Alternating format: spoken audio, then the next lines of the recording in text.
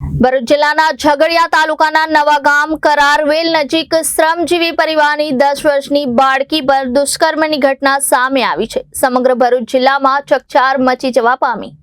ભરૂચ જિલ્લાના ઝઘડિયા તાલુકાના નવાગામ કરારવેલ ખાતે આવેલ જીઆઈડીસીમાં માનવતાને શર્મસાર કરતી ઘટના સામે આવી છે, જેમાં એક હવસખોરે 10 વર્ષીય શ્રમિક પરિવારની બાળકી સાથે દુષ્કર્મ આચરી બાળકીને ગુપ્તાંગ સહિત શરીર પર ગંભીર ઇજાઓ પહોંચાડતા અંકલેશ્વર બાદ ભરૂચ સિવિલ હોસ્પિટલ અને ત્યાંથી વધુ સારવાર અર્થે વડોદરા ખસેડવામાં આવી છે। માસૂમ ઝાડીમાંથી લોહી લુહાણ હાલતમાં મળી આવી હતી। આ ઘટના અંગે મળતી માહિતી મુજબ ભરૂચના એક ગામમાં રહેતો પરપ્રાંતીય શ્રમિક પરિવાર એક જીઆઈડીસીમાં કામ કરીને ગુજરાન ચલાવે છે, જેમની અંદાજિત 10 વર્ષની બાળકી સોમવારે મોડી સાંજે ઝાડી વિસ્તારમાં લોહી લુહાણ હાલતમાં મળી આવતા માતાના પગ તળેથી જમીન સરકી ગઈ હતી।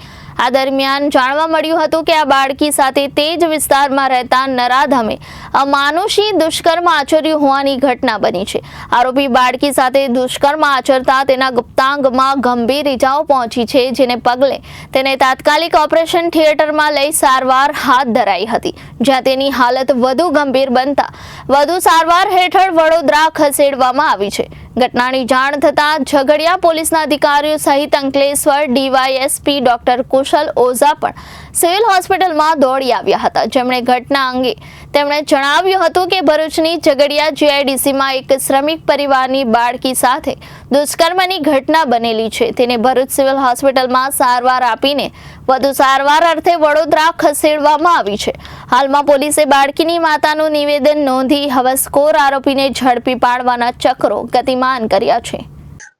ઝઘડિયા જીઆઈડીસી વિસ્તારમાં એક પરપ્રાંતીય શ્રમિક પરિવારની બાળકી પર એક દુષ્કર્મની ઘટના બનેલ છે, જે બાબતે પોલીસને ખબર પડતા જ પોલીસ તરત એક્શનમાં લાવેલ બાળકીને હાલમાં હોસ્પિટલમાં દાખલ કરી તેની ઉપર સારવારની કાર્યવાહી ચાલુ છે તથા પોલીસની જે તપાસની કાર્યવાહી છે તે ચાલુ છે।